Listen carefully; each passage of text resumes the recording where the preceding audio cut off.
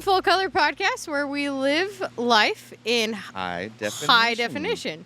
And basically ultraviolet, as it seems to be one of my other taglines. But today it is good old 7/7. It's 7/7. 7/7. Officially, while we're recording this. Yep. If you are good with odd numbers, that must be a lucky day. My mom's favorite number 7. I wonder if this is a lucky day for her.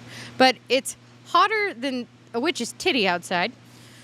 Pardon the reference. It is. It's a little hot. Well, so these are new short shirts that I ordered for shameless plug. Are they Refresh marketing? Yeah, who does a bitchin' job on producing? So I chose them. Are they hot? And yeah, I should have got golf shirt material. Breathable material. Breathable was not in the description. I have embraced, so I'm working on self-love. That's kind of a thing for me. Right. That, and body shaming has been something that we're trying to move past as a generation, right? Right. So I have, all of a sudden, I'm scorting the short, or the skort. See, I'm mixing up my words. My skorts. Because I've always worn capris or longer. Right. I just don't show the thighs. Well, you know what? I've had some beautiful tattoo work. I'm showing it off. I don't care anymore. Why not? And I'm not dimpled. It's too much. I'm a real human, so that means something. So it just women embrace your person. Nobody cares. I have a very weird fact about why. I don't know. I have tons of small, stupid little factoids. I'll interrupt every now and then. Do you know why women, when they get like cellulite or get bigger, there's dimples, and on men it's smooth? The skin itself between men and women, the way it's attached to the muscle and the tissue underneath is different. Oh. Women's sinews, like for holding the skin in place, are parallel. Okay. And they run in one way. So, if you think about cardboard that has like one way, it's pretty easy to dimple. Oh, and yeah. It's pulling especially when it's pushing out in any direction, it's going to dimple. Yep. And then for men, it's crosshatched. So the structure is a lot stronger. So that's why if you see a really fat dude, usually it's perfectly smooth, Buddha-esque. Buddha-esque, the perfect smooth beer belly. It's something with different skin stretching needs for some evolutionary reason. I couldn't tell you. That is my factoid I learned today. Yeah. I can handle that. Last time, shoes. Remember stuff by putting in your shoes. Yeah. This time, skin. So we should probably introduce ourselves now that I say that. Jennifer Moss. Zack Bartlett. And Zack Bartlett from Refresh. I've been really enjoying doing this with Zack. We definitely have we are figuring out kind of what our format is as we go through this. But podcasts are like that. They are an ever-evolving living creature, if you will. They are. And so we're going to kind of play with this. So our topic today is kind of what do you do to fill your cup, or kind of what lights your soul on fire? Because truly, that is something that, half of the people I ask, they kind of go, huh? What do you mean? Huh? What do you mean? And so I have to kind of go into depth. Like, what is something that you do for you, not for anyone else? Right. Something that brings you joy, you fulfillment. When you're feeling depleted, you go do it, and you come away from that activity or that experience not feeling as depleted, more filled up. Right. And this is actually something that's been popping up on my TikTok, because I think they know I'm struggling with it. Where, it's the question, like, are you really relaxing in your time off, or are you just distracting yourself? Ooh. Are you actually,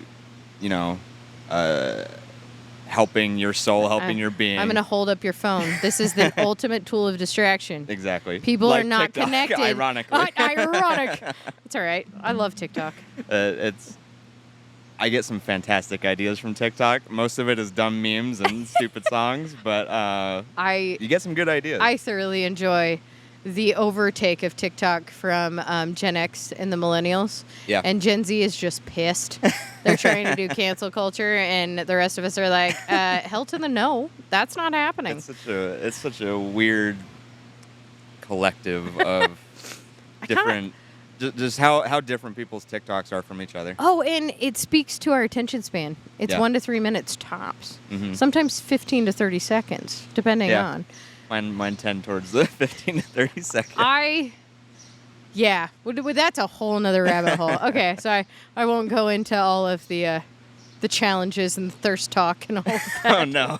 Oh, hilarious. Luckily I'm not down that road. Oh, that algorithm is bringing funny things my direction. But anyhow, okay, so when people ask me what I do to fill my cup, I'm actually listening to a book right now. I forget the author's name right off the top of my head, but it's The Body Keeps Score, and it's about trauma. Okay. Okay. I just started that. You did? Okay. So do you remember the part where they say stress is a tunnel? Yes. That is what I've been like living. That is so Stress is a tunnel. ironic.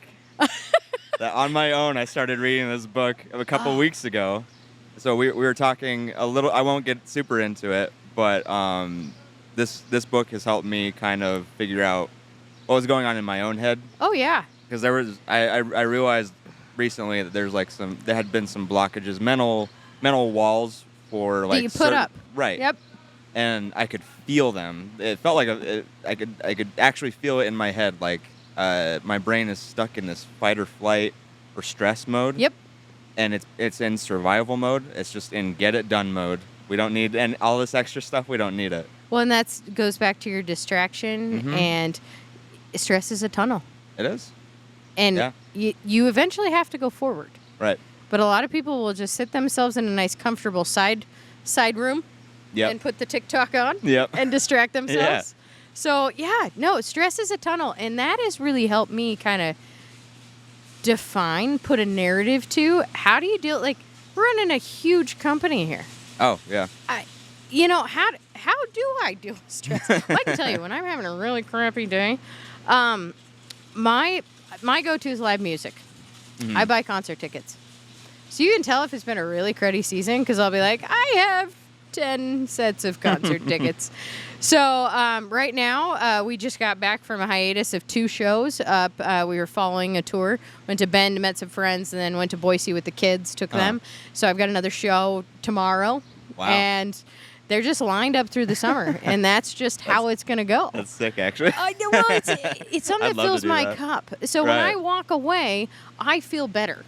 Right. You know, and I might have had to drive till 1 a.m. to get home because getting a hotel room was just not going to work, or we had to be somewhere first thing in the morning, or the kids had school. That was most of my kids were in summer school this last quarter or whatever, and I was like, you're playing hooky tomorrow. We don't care, but we got them home. But man, what do you do to fill your cup? Like, so for my wholesale manager, Tammy, hers would, hers would, hers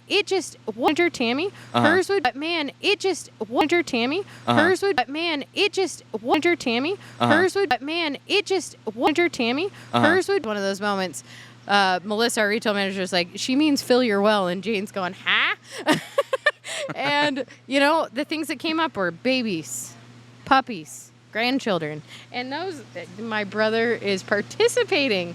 Do you want to come be on the podcast, brother? Okay, so if anybody works with their sibling, let me tell you. So my brother's version of filling his cup would be going golfing. Right. That is his, and that is also my husband's. Mm-hmm. And so friend time. Some people just need to be by themselves.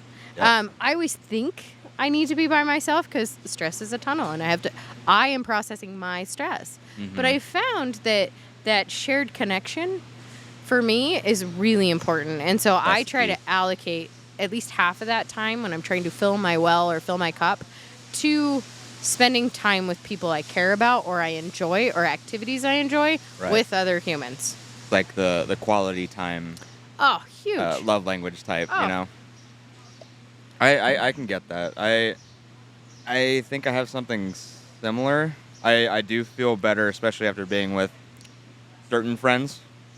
I've narrowed down my current people in my life to people that only give back, that reciprocate. I'm kind of done with people that don't. That's a wonderful transition there, because you get to control one thing, and that is what you do and how you behave in the world, right? Yep.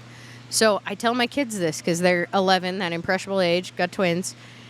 You get to choose who you spend your time with. Mm-hmm. Like, yes, you have to be around your parents. You have to be around your family. You have to put up or tolerate or enjoy, up to you. your teachers. There's certain things you have to do, but you get to choose your friends. Right. You get to choose how you spend your time. There's a difference between obligation and 100%. and actual responsibility to somebody. 100%. And really, the other thing that I always try to remind myself, especially when you're in high stress or you're coming out of high stress, happiness is a choice. Busy is a choice. Excuse me. Joy is a choice. Yeah. Contentment is a choice. And I just got back a week and a half ago from a conference. It was a leadership conference that was put on by our ag lender. And it was absolute fire. And everything came back to kind of 3 main points.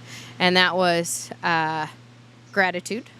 So having that attitude of gratitude, because it shifts your perspective. Shifting your perspective was the other one. And then the last one, well, really it was the second point made. There was a gal. She was a LinkedIn learning instructor from Ireland. Her name's Erin Shrimpton. And she put Mario up on the screen. Like full-on Super Nintendo Mario, Luigi, Mario. And then she had the mushroom, and she goes, "What do you do to power up?" And I was like, oh, that is the way you get at Gen X and millennials right there. Gen X specifically. And so that was a question I started asking people when I got home. I said, what do you do to power up? Right. For our general manager, it would be go to theater, go to shows, and travel. My brother, it would be travel. Me, it would be travel. My mom, it would be travel to a certain degree, because what do you do when you're absolutely like up to here and you just need something to get your mind off things? You start planning something. Right. Or at least that's how our family works. I was always, when you get frustrated, you start planning a trip because it gives you something else to focus on. So, again, you're shifting your perspective, finding gratitude in the case that you can do that. But what do you do? And it's usually correlated to something that lights your soul on fire. I mean, some people, it's getting the guitar out and playing. It's trying to get in tune with the most innate frequency of your being. Well, like and what resounds with you on a core level, and what's filling you up, what's giving back, where can you take but you're also giving. So it's that give and take. I actually when I moved out of Twin to Jerome several years ago, before I met my husband or any of that, and I was actually joining the company at the time, I moved out here, and it was like, oh my gosh, it's so peaceful, it's so quiet. I was living in like basically a commune with a whole bunch of friends, and then I was in a 1-bedroom, 1-bath house by myself with my dog. It was just like, oh my God, this is amazing. Like, I had no idea. I'm never living with anyone again. Fast forward, I have 2 dogs, a husband, and 2 children. That wasn't well planned out, and I would not do a thing to change it. Right. Because I absolutely love them all. But I found in that first 6 months that I was out there, that isolation that I had created, that happy place, that sanctuary, when folks would show up, old friends, whatever, and if I had 5 solid minutes of nothing but negativity, I would stop them and say, you're my friend, I'm here for you. I need to protect my energy, though. You get 5 more minutes. Right. And then we need to change the topic. And you could tell who wasn't willing to come back to that. And it was an incredibly brave conversation, because who wants to be told, I don't want to hear what's coming out of your mouth. Right. This is basically what I'm saying. But in so many words, it's just saying, I get to choose the energy I'm going to take in and have in my space, because this is my space. And I enjoy you and I care about you.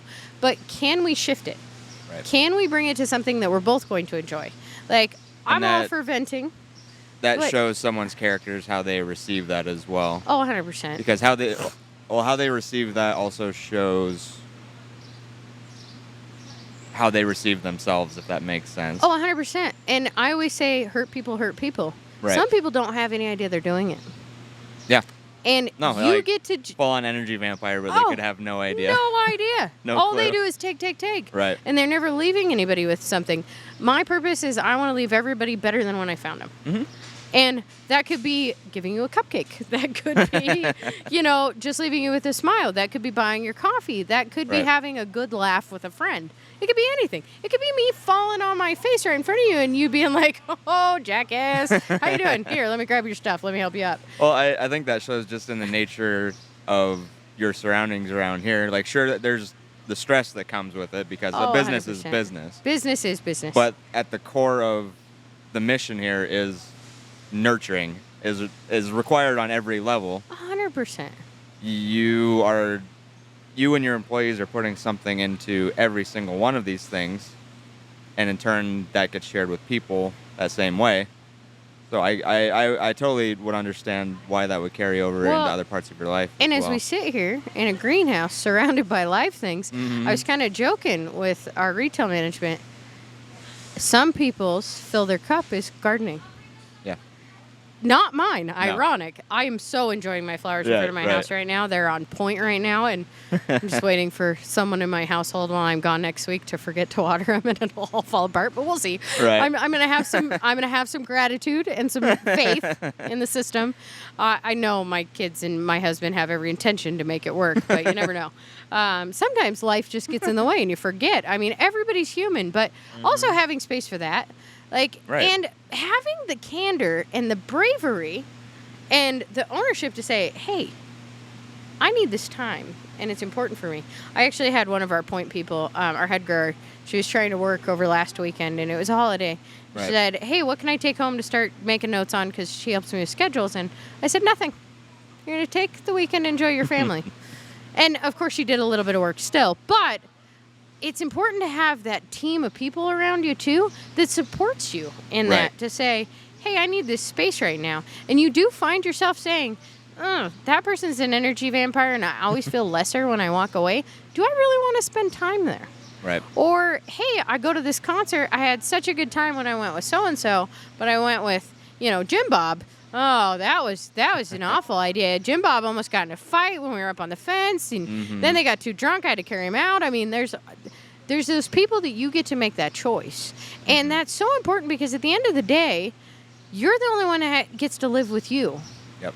And it's between this year and this year. Yep. So what are you doing to help that out and to fill your heart well? Because, I mean, for me, it's 100%, it's concerts. I've gotten through, so as of tomorrow, it'll be through 3 sets. I think we have 4 more. There's some more that I got to check off a couple more things where I'm like, okay, if I do this, I'm going to buy the Panic at the Disco tickets. And honestly, I think I'm the same way, and I need to do that more. I just haven't gone. I've gone to like Joan Jett, Alice Cooper, Motley Crue.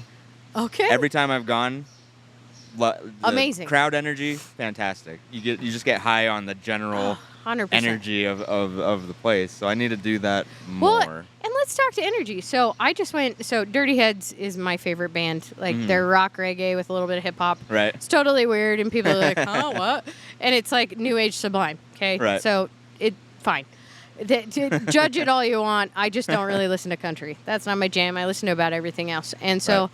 I went to my first Dirty Head show back in 2012 just because they released a song I really liked, Lay Me Down with Sublime, and I was like, oh, God, I love this song. Went to their show. Their energy was so incredible, I became a cult fan.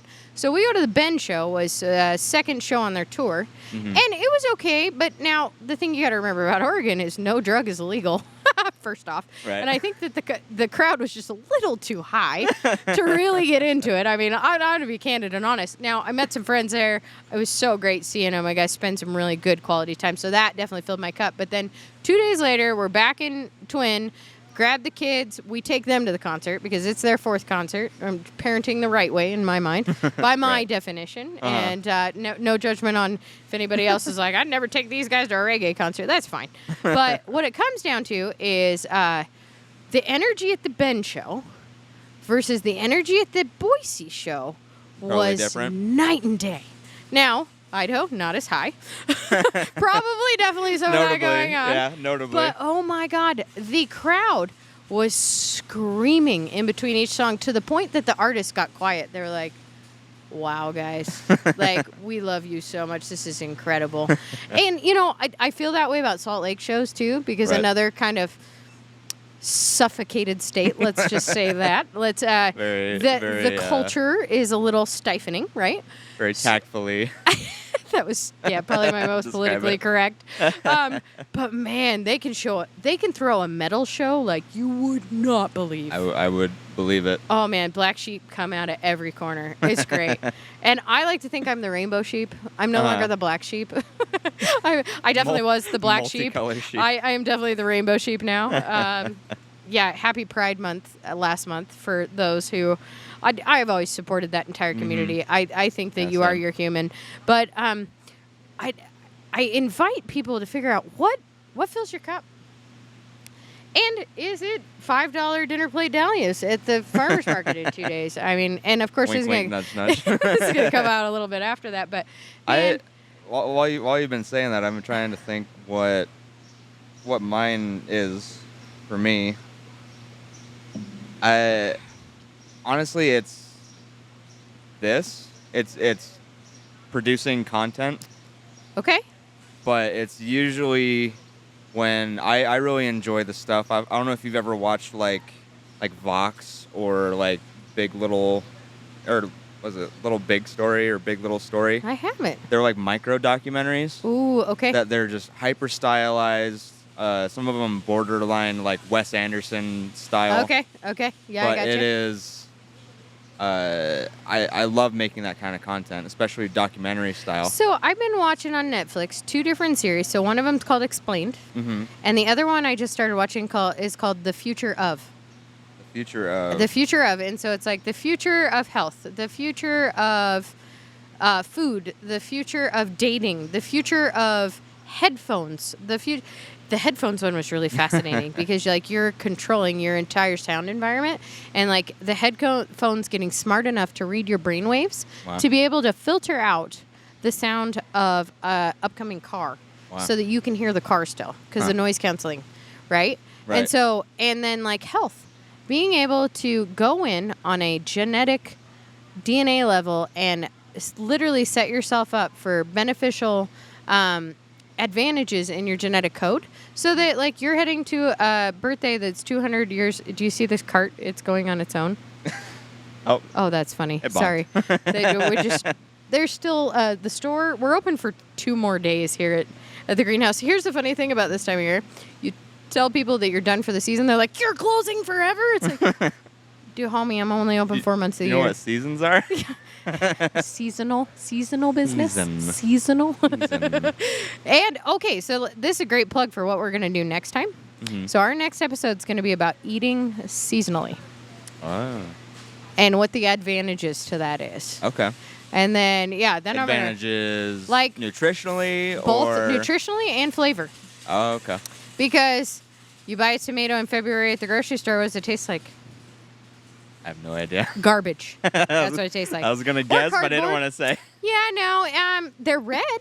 Right. That's about it. Right. I feel like I read a whole book one time on just how like neutralized tomatoes are now. Because they're grown 24/7. That they've basically, from what they started as like 60 years ago versus what they are now. It's totally different. They're like tasteless and nutritionless and seed companies are not challenging. This goes back to that. I think we talked about it on another episode. What is it? Dan Barber on the Chef's Table, who runs Blue Hill Restaurant over in New York, and he went to a seed breeding company and said, "I want you to breed for flavor." And he's like, "Wow, I'm a seed breeder and have been for 30 years, and nobody's ever asked me to breed a vegetable for flavor." Right. They're breeding for disease resistance, habit, high yield, low yield, beneficial characteristic in either the plant, the leaf, or the fruit. Right. Timing of harvest. I mean, those are the things are bred for, but are they bred for flavor? They're bred for nutrient value, actually, sometimes. I was going to say, like, that's kind of human nature in a nutshell. Yeah. The first inclination is that you want longevity, not quality, or well, and we're a culture.